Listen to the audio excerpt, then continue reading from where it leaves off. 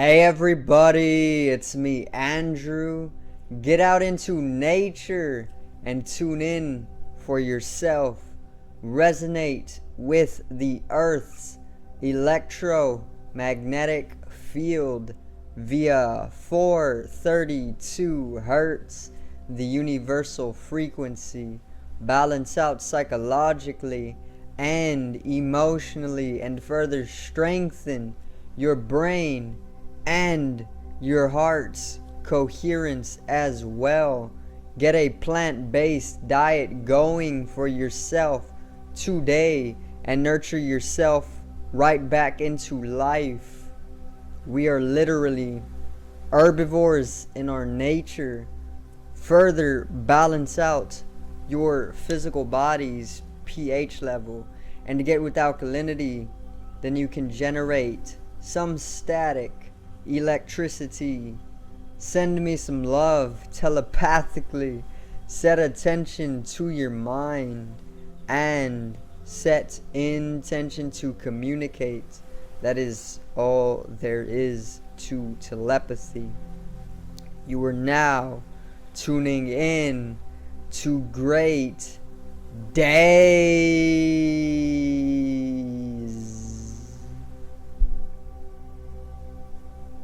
So today I'm going to pretty much go over our fundamental nature. Okay, so who we really are, we are literally multi-dimensional beings, okay? But I'm gonna pretty much go in depth to this. This is actually one of my favorite topics to cover, only because it is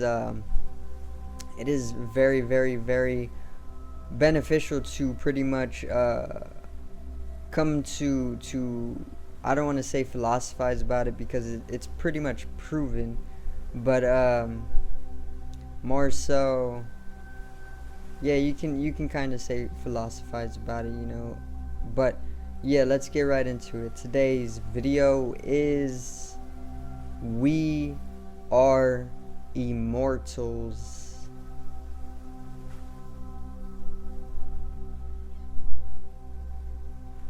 Now,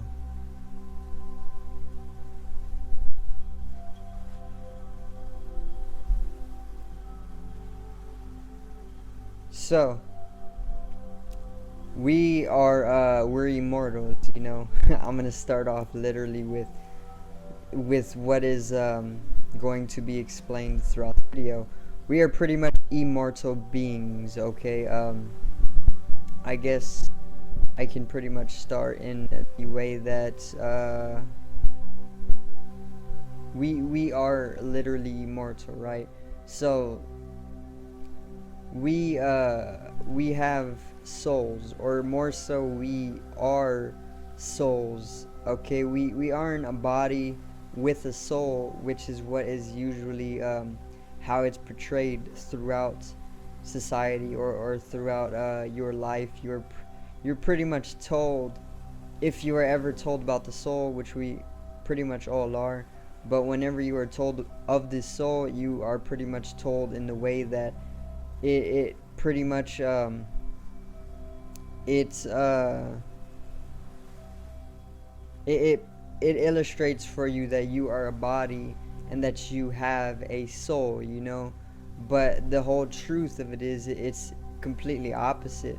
It's that you actually have a body as a soul. You're a soul first and foremost before you are a body, because the soul is literally the eternal, it's the eternal side to us, we so we are immortal, but the whole thing about it is that we also aren't immortal, because the physical body, it does die, it withers away, but life, when you start getting into the deeper metaphysical dimensions, like even metaphysics, philosophy, and ontology, and all of these different metaphysical dimensions, it starts to get very paradoxical. Things start to contradict each other, and there's all sorts of loops and whatnot, and this is the nature of existence. So in that, the whole paradox of life is that yes, we on this third dimensional plane, on this level of existence, we do wither away, we do die, you know, but we don't only exist on one dimension. This is the whole reason there's multiple dimensions. Okay, there's not only the third dimension, the first, second, the fourth, or the fifth. There is literally infinite dimensions, you know, and these dimensions are worked with in math, you know. We have already transcended the third dimension mathematically a long time ago, but to the normal person, you don't always live in the conscious realization that you are multidimensional, you know, but it's pretty much common sense. It's in plain sight that you are a fourth dimensional being and you are a fifth dimensional being, you know, after understanding that you are a third dimensional being. So the third dimension is the physical body, okay? This is a 3D or a third dimensional aspect, okay, or it's the third dimension, basically the physical body, okay, the hardware. The fourth dimension would be the mental body or the mind, okay, this is the software. So just like a laptop, you know, or a console or a device, it has hardware and it has software. Software is the inner body of it, and the hardware is the outer body of it. Okay, the hardware would be third dimensional and the software would be fourth dimensional. Okay, the fourth dimension is pretty much a bridge between the spirit and between the physical. Okay, the fourth dimension, or the mind, it acts as a mediation to the higher metaphysical dimensions and the lower, more denser physical dimensions. Okay, so this is why they pretty much say that, and it doesn't only mediate between the third and fifth dimension. The mind is actually able to pretty much act as a, I don't know the word for it. It's a higher word, but the mind is pretty much acting, I can say, like a bridge, but it's able to comprehend a lot of dimensions, you know. So you use the mind to pretty much access metaphysical dimensions going beyond the physical, okay. Now the whole thing about it is that the third dimensional body, yes, it does die. The physical body does die. The hardware does die, you know, just as though your phone will cease to exist, you know. It won't work anymore when it gets too damaged, or when it needs to be charged, it'll die. Okay, just like your body, if it is too damaged, let's say if you get in a car wreck or something like this, it's no longer gonna be able to be used, you know. Your body's going to die just like your phone will die.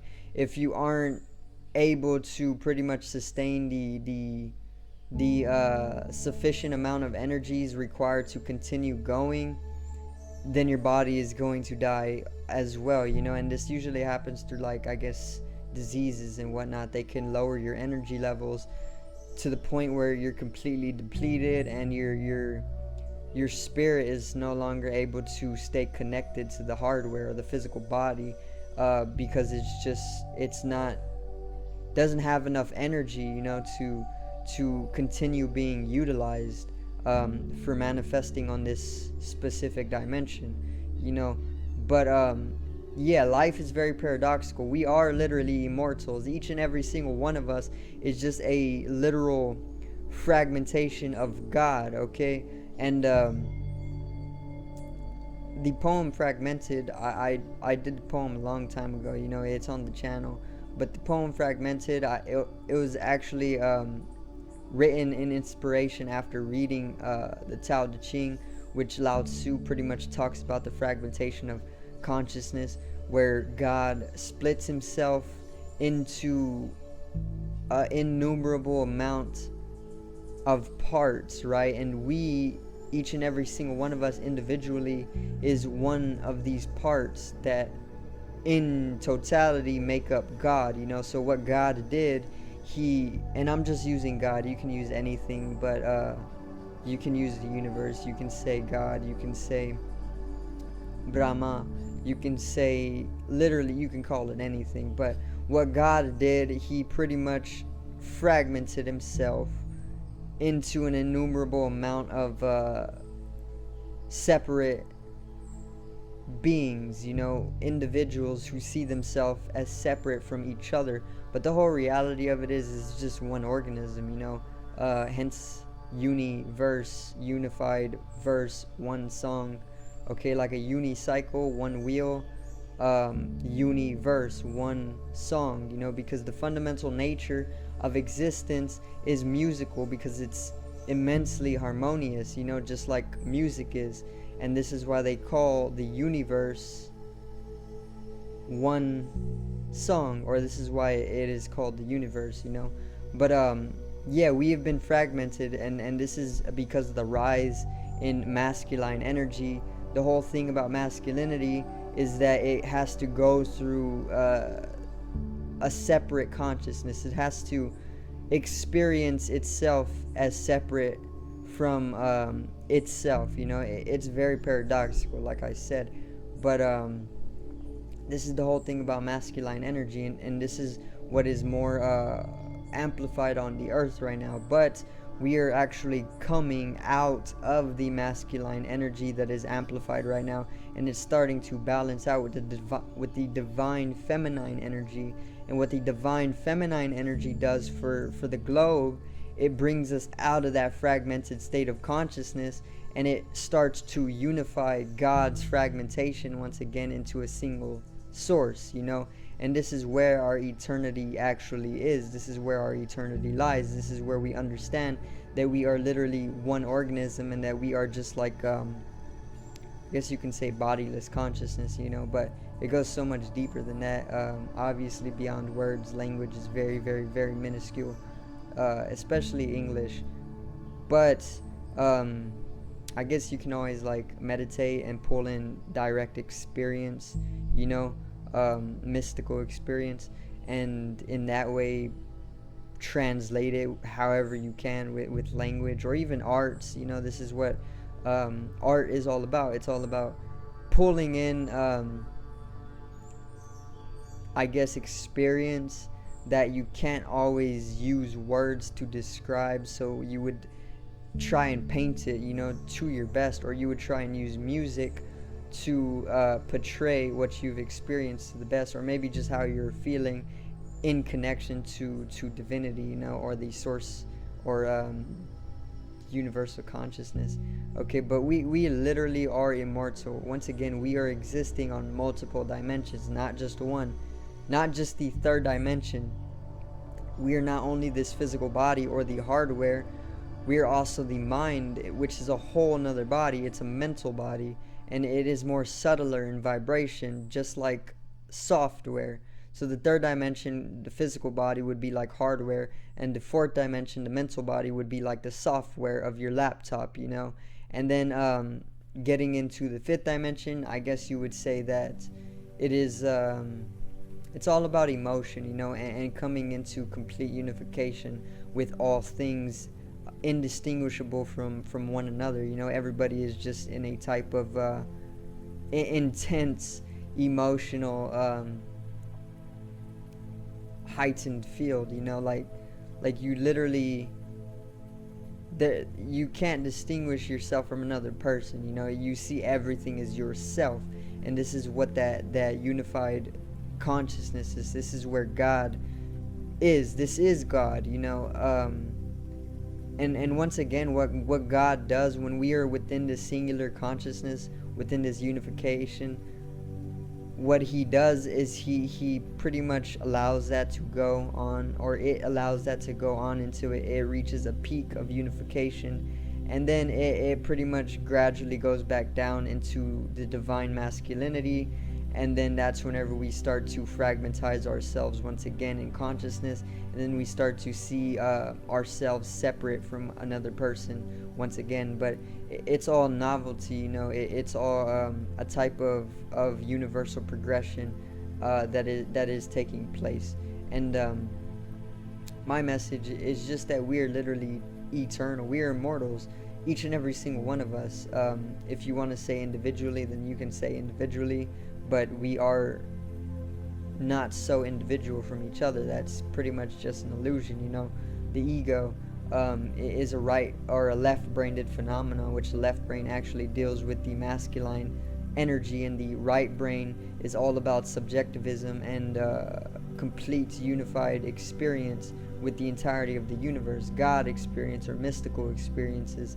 And this is where you are bodiless, and you aren't an ego in the right brain. The right brain comprehends it as being the entire universe all at once, and the right brain deals with feminine energy. So the right brain is feminine and the left brain is masculine energy, and we all have these two energies, and they polarize and make up our total being. So don't be one of the, I can't tell you what to do, but don't be one of those people who are like, okay, you're talking about feminine energy and you're saying you have feminine energy, but that's just kind of homophobic, or not homophobic, but that's just kind of homo. Don't be one of those people, because it's like everybody has feminine energy, and even if you're a guy, you can be more dominant in feminine energy. You can be more heightened in your feminine energy, and even if you're a girl, you can be more heightened in your masculine energy. It doesn't really matter. It pretty much is we all have the two energies within us, and these two energies manifest themselves all throughout the universe. It's a hermetic principle, and once again, it's like we are literally just the energy. This physical body, it's a manifestation of the polarization of the two energies. But whenever you bring them together, like south and north on the magnet, it's just one magnet. So it's really just one energy, but it divides itself. It divides itself, and from a unitary energy or a singular energy, it comes to be two, and then it starts the polarization effects. But what I'm trying to say really is that we are literally immortal, and what the word immortal actually translates to, when you break it down, it translates to I'm mortal. So from this, you can really say that, okay, we don't really know immortality to be what it really is. When we say or talk about something being immortal, we think it lives forever, which is pretty much what it is all about. But what immortal really is, it's just like something that we have seen to be forever lasting, or forever living. But what immortal really is, it's pretty much just a very, very, very long life, So there is like 8 immortal kings, okay, of Sumeria. So Sumeria is one of the first recorded civilizations that we know of, okay, publicly recorded as well. Keep that one in mind. There's so much older civilizations, but one of the first recorded civilizations that we know of publicly is Sumeria. And Sumeria actually had 8 kings who were immortal, and the lifespan of these kings were 2.5 eons, or 250,000 years. So each one of these kings was able to live 250,000 years. Of course, though, they were pretty much like modified, genetically, or however they did it. They were pretty much modified to be able to live this long. in comparison to some of the lesser beings, you know, like the slaves and the people who would watch over the slaves, or the beings who would watch over the slaves. Obviously, these slaves and the beings who would watch over the slaves and whatnot were not going to live to 2.5 eons, you know. But this is what I'm trying to say. We are pretty much in that same class when it comes to mass. So we are part of the mass, right? And the mass is like the slaves, or the people who watch over the slaves. They don't live 2.5 eons, you know. They don't live to 250,000 years. They live 100 years max, you know, or 120 years at max, because they're just being used for mining or hard labor, you know. And to those people, to the people or the beings who are living to 100, 120 max, yes, these kings who are able to live 250,000 years would be immortal. You would think that they are literally eternal in nature, which they kind of are in comparison to a being who is only living 120 years, you know, max. But then again, it's like even that 250 years comes to an end, so that immortal king is literally mortal as well. But the whole thing about it is that the more you progress, the more you become conscious, the more you evolve as a being or as a species, the more you're able to expand your own lifeline. So these kings were only able to live 250,000 years because they were so heavily evolved, they were so heavily advanced, they had such an expansive consciousness that they were able to use each and every one of their capabilities to expand their own life, you know, to 2.5 eons. And this is something that takes place all throughout the universe, you know, not just here on Earth, because this type of stuff, it originates from off Earth, you know. In order to live such a long life, you gotta eventually go beyond any type of planetary attachment in itself, you know. And then you would pretty much be able to live millions of years at a time, you know. It goes really deep, like I said, but I don't want to make the video too long. But we, even though third dimensionally we are only able to say let's say 120 years max, if we are able to bring our health up to the utmost, you know.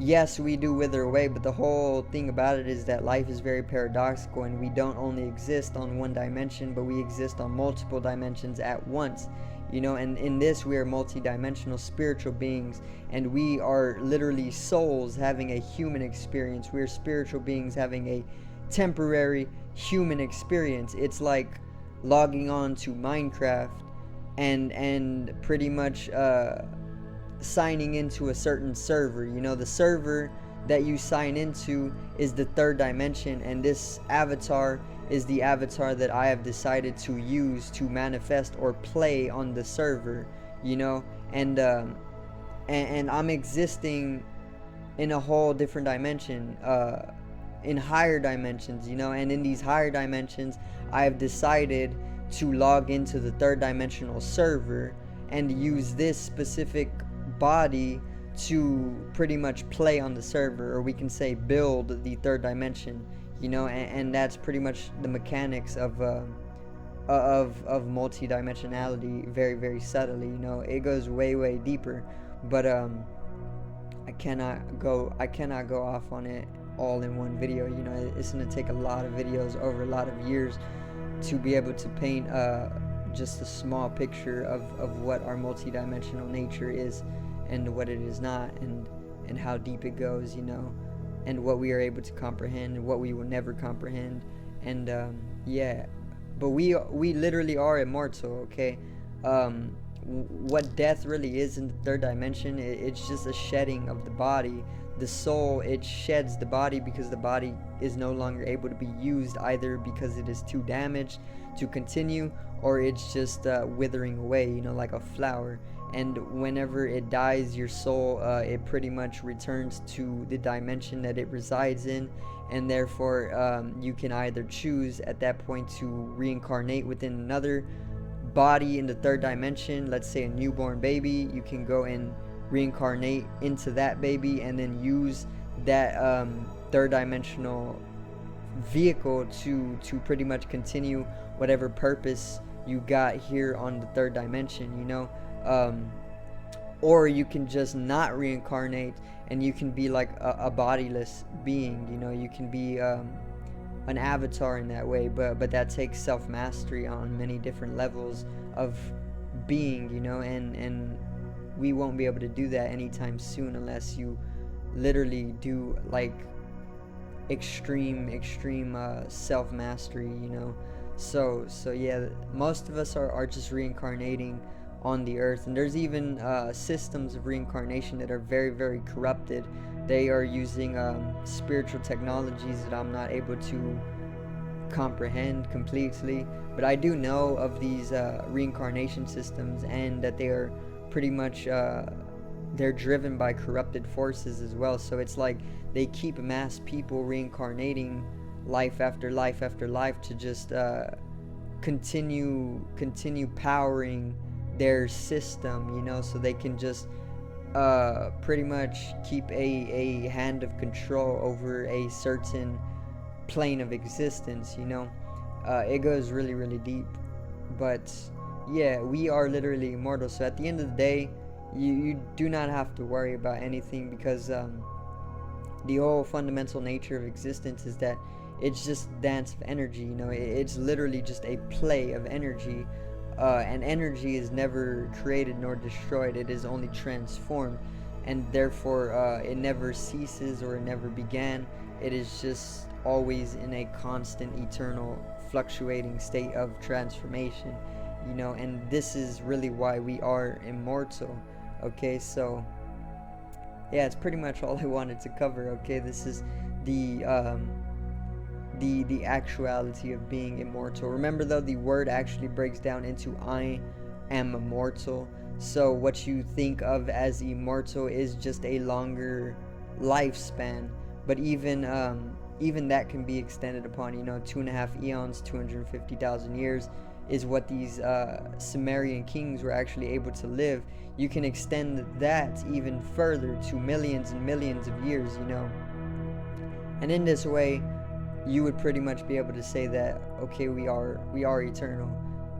Even if that million years or however long it may be also comes to an end, that ending is also just a shedding of that body, you know, because there's multiple dimensions. So let's say this body was able to live to 1 million years, right?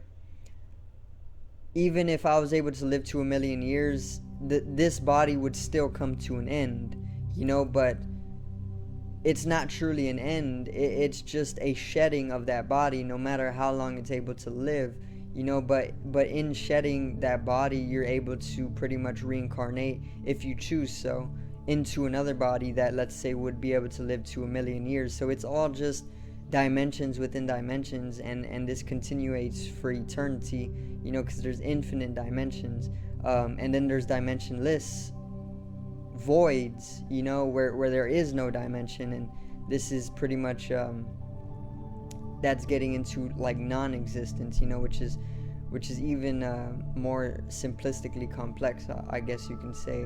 I don't really know. I can't say anything on it because it doesn't exist, you know.